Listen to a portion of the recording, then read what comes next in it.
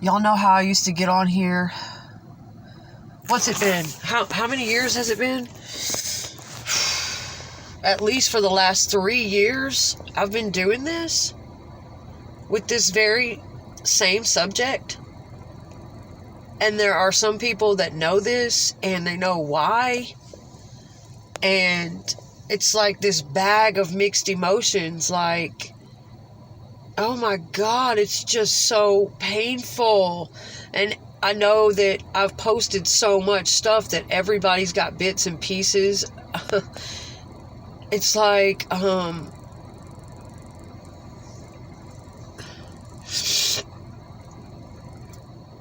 don't know how to explain it, guys. It's like, how did this happen to me? Okay.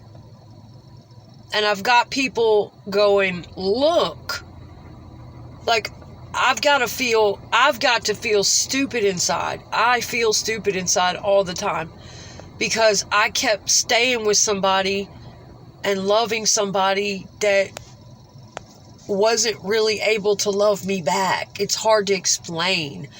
It's like he attached to me. He wanted to be with me as long as he was always drinking. He had a lot of trauma and a lot of grief going on. And I don't know what I was for him, his caretaker. I don't know what was going on, but he was just, always at me. And I loved him. So I was always at him too. But I just didn't want him smothering me drunk. I couldn't function like that. I wanted him to know how much I loved him. So in order to please his ego, in order to cater to his abandonment fears or whatever trauma he had going on, I basically had to give up my life. I mean, I literally bent over backwards so that he would not feel abandoned for years. That's how I lost everything. That's how I fucking lost everything. It was hard for me to work. It was hard for me to do anything. Okay. Well, naturally a girl expects some kind of return on that, at least for him to care about me. I mean, because actually he's the one that wanted to be in a serious relationship. He came to me in August of 2016 after the death of his child. That very week, we knew each other. About 8 or 9 years we had met. 8 or so years before he showed up. We used to run around on the music scene together, and we had hung out a time or two. And yeah, I've done some things in my past that I wasn't proud of. I was pretty wild in the past. I was single. I didn't have to follow rules. I could do whatever I wanted to do. I mean, I've had to work on myself and grow up a lot. And from the age of 30 to the age of 40 was massive growth, massive spiritual and emotional changes. Just as a human being, things I did back at 28, 29, 30 years old would be unheard of for me to think like or do at 40. I made some mistakes. I did some bad things that I felt terrible about. I met Chad when he was playing in a band with a guy I was dating, a guy I dated off and on for 8 or 9 years. And at the time, I really loved that guy. We were absolute best friends. He was my best friend and cool. But this guy wasn't really committed to me. We weren't in a committed relationship. It was just like that. We were just whatever.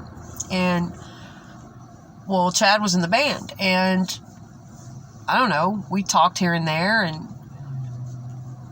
somehow, we ended up together. Just one of those things. He ended up showing up at my house just out of the blue because I had been doing band practice with them sometimes. They had invited me to get on one of their songs and do a verse because I was making music back then. Long story short, Chad and I ended up having a thing. Just as simple as that. We didn't really know each other that well. We went out. It happened. It was cool. And we went our separate ways after that. Just like that. He was married at the time. Everybody knows, so it's not some big news or big shocker to bust anybody out. Everybody knows. All the people involved, everybody knows about it. And that was it, you know. And it was bad at the time because, yes, his wife was pregnant. She was, I don't know, 8 or 9 months pregnant. And do I feel terrible about this? Yes, still to this day. And the funny thing is right after that encounter with Chad, my whole life changed. I had been involved in a lot of shit because of how I grew up, my patterns coming into age 30. I didn't like the fucking human being I was at all. I was promiscuous. I didn't give a shit. I was involved in a relationship with someone that I loved, but he wouldn't commit to me. He didn't want that. He was honest about that, and I had to respect it. So, my heart belonged to someone, but I was lonely all the time because this person wasn't around. He wasn't committed to me. We only saw each other ever so often. So I could go and do what I wanted, and I did. I dated a lot of guys, a lot of different people. I'm not ashamed of that. And I did, you know, things I'm not proud of. And I didn't want to be the person anymore. I just didn't. And I started, after that encounter, I started to grow spiritually in a massive way. I had some massive spiritual awakening, and it just went from there. And I felt so fucking bad about what I had done, like for the first time. That's how you know you're outgrowing a lot of your narcissism. Because I was raised in extreme abuse, sexual abuse, mental abuse, all kinds of abuse. And from the time I was 12, 13, running the streets, I had no self-respect, no boundaries with males, just whatever. I was very promiscuous, and I didn't really feel bad about things. That's how I know a lot about narcissism, because I remember being a highly narcissistic teenager, a pretty highly narcissistic 20-something in my early 20s. A lot of things I just did, and I didn't give a shit. And I didn't feel it. I didn't feel how it was going to hurt the other person or people involved. In fact, when I was a teenager, I would go out of my way to be like, I got your man, whatever. I got in a lot of fucking shit because of that. And looking back on that little girl, I acted that way because I was abused. I acted that way because I was never taught better by anybody. The only person that started to teach me better, and thank God for her, was my therapist. I had to apply myself to becoming a better human being and having more self-respect. And it took me years to I slowly became a better and better person. And my empathy and my compassion and self-awareness and all of those things slowly grew over time with therapy and self-study and applying myself to growing like that, okay? But yes, when I was a teenager in early 20s, I remember what it was like to be high on the narcissistic spectrum, because that's the life I came from.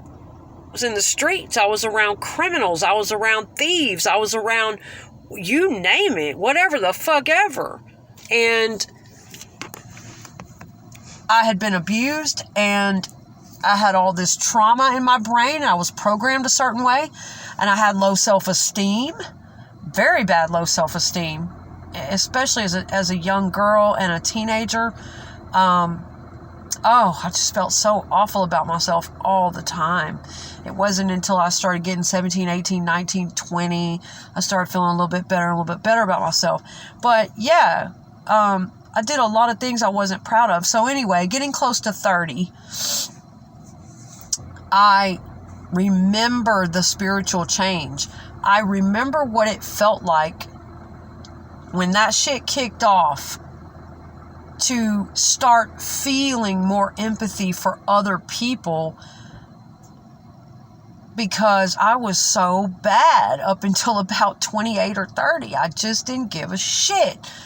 Like, in a certain context, especially when it came to other women, people with girlfriends, and that was a shitty thing. And I know dudes like that too. That comes from low self-esteem. It comes from being abused in your childhood. Dudes that'll go around sleeping with your girlfriends or stealing their brothers or their friends' girlfriends or cheating or all of these types of practices, no self-control, all of that comes from low self-esteem. That makes you feel good to steal somebody's girl or somebody's man. I hate that shit. I was once that person as a young girl, and it's something I am ashamed of. Okay, but I can sit here and be that example because I know a lot of people out there think I am so self-righteous and so condescending and so beyond embarrassing and humiliating myself and talking about my fucking dark past and the shit that I've done to people. How do you think that I can feel and know so much about certain topics and about other people's energy and their practices and their behaviors? Because I've done the shit. I've done it. I mean, it's shocking the things that I have actually been through and the experiences that I've had. But I remember the change when I was right at about 30. And after that encounter with Chad, I remember before that, I had had another boyfriend living in and out with me for about a month. And, oh God, some other drama had come up with my ex-husband. And the guy that I was actually in love with had moved out of the state. And at that time, I was in a lot of pain. I'm going to tell you, what makes people highly narcissistic is pain, suffering. When they're suffering so fucking bad and they don't know how to cope with those emotions, their ego is broken, man. Okay, here's where you have a choice, and this is when mine shifted over. Instead of wanting to hurt other people anymore, I remember when it shifted in my brain. And I never was the type of person that wanted to go out and assault people or anything like that. That's not what I mean by hurting other people. But I just mean a lot of times when you're being abused and you're suffering, you just don't feel empathy for other people like you normally would if you had not been going through all that pain or been being abused, or if you had some therapy or some self-love and self-healing. The shit can, it just can make you feel a certain way. Or you just don't empathize with people as much.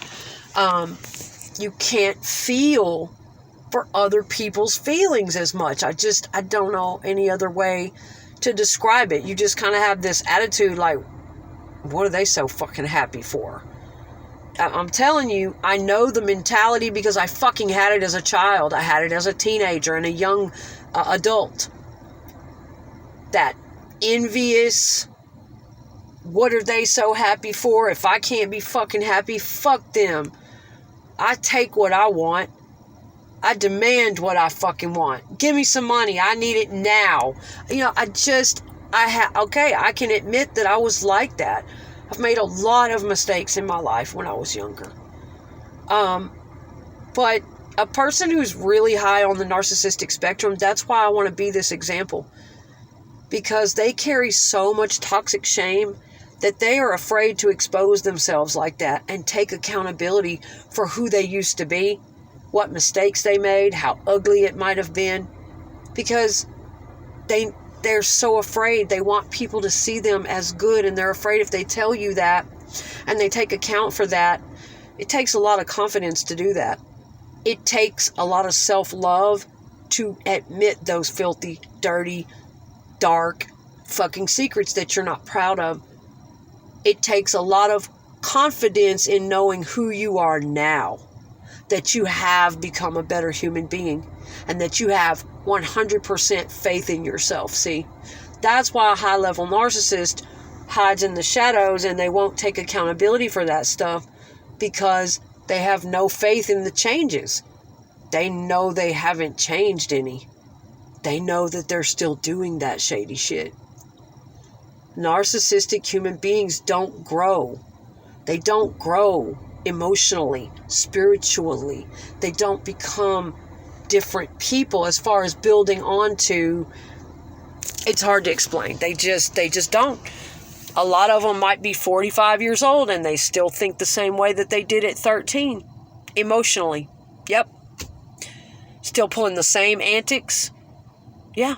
And so, but I changed at that time, and it was a lot of pain. The person that I was in love with was gone, and I had been hurt over him for a long number of years, back and forth. But I couldn't hate him, and he wasn't abusive to me or anything like that. No, we were best friends. And I had to respect him because he never really lied to me.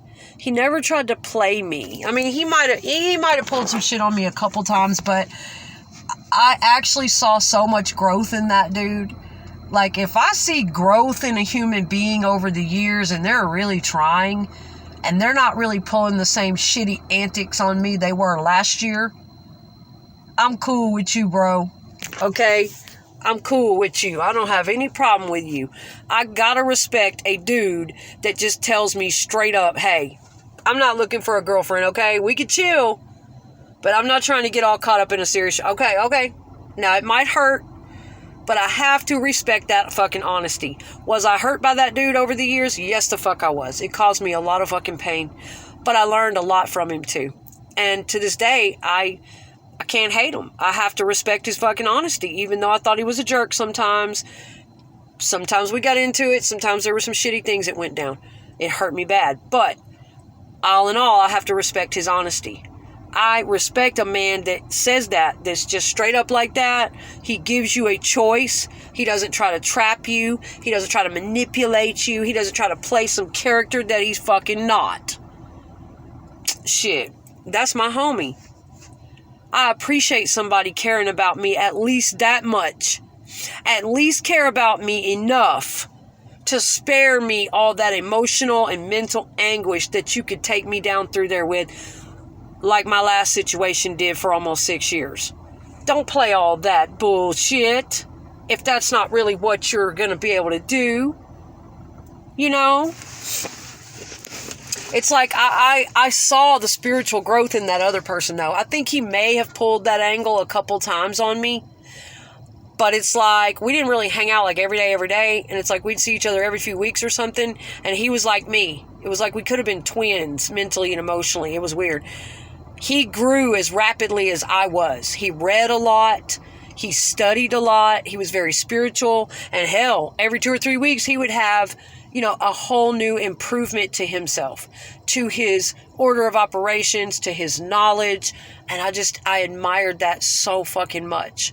So I can't have anything bad to say about somebody like that, even if they did fucking hurt me or screw me over a couple times.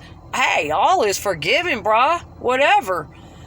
If you were responsible enough to apply yourself to taking a look at your behavior and going, you know what? I don't think I'm going to play her like that. I don't think I'm going to keep up that charade. Even if it fucking hurts her and lets her down, I'm going to go ahead and tell her what's up. This ain't for me. Save people a lot of pain. That creates good friendships. That's a motherfucker you could trust and respect. Just saying. All right. Well,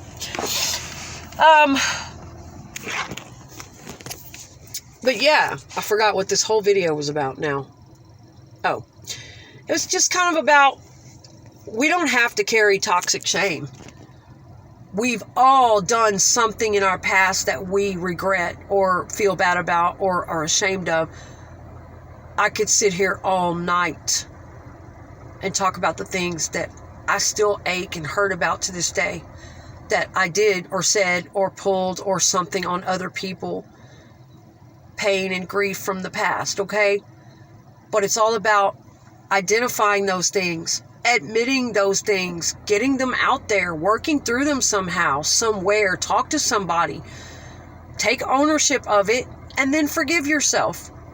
And then when you know that moving forward, you are becoming a better human going forward, you may not be able to ever go back to those same people that you hurt, that you pulled a fast one on, or you conned, or you manipulated, or you rejected, or cheated on, whatever you did to them.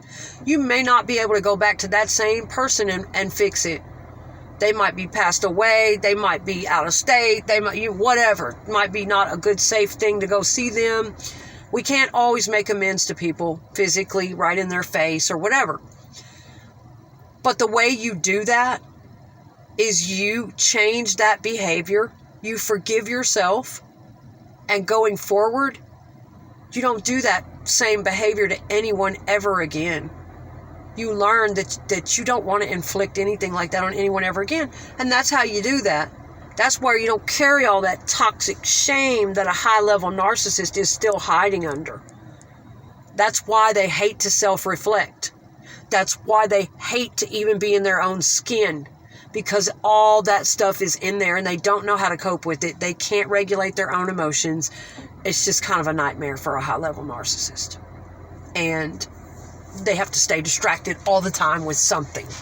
Because if they had to sit still with their thoughts and the guilt and the shame and the hurt and the pain and all these things that have happened to them and they've done, it would kill them. They just can't. Okay? I think in the beginning of the video I was talking about Chad. But that's how Chad and I met. Long story short. That encounter happened with us. And then I didn't see Chad again for 8 years. My other relationship ran its course and played out. Basically the longest relationship of my life. I was married twice, divorced twice. I was married to my children's father for 7 years. He was a great man. Great person. Took great care of me. Got me through a lot of rough times in my younger days. But really the longest dating situation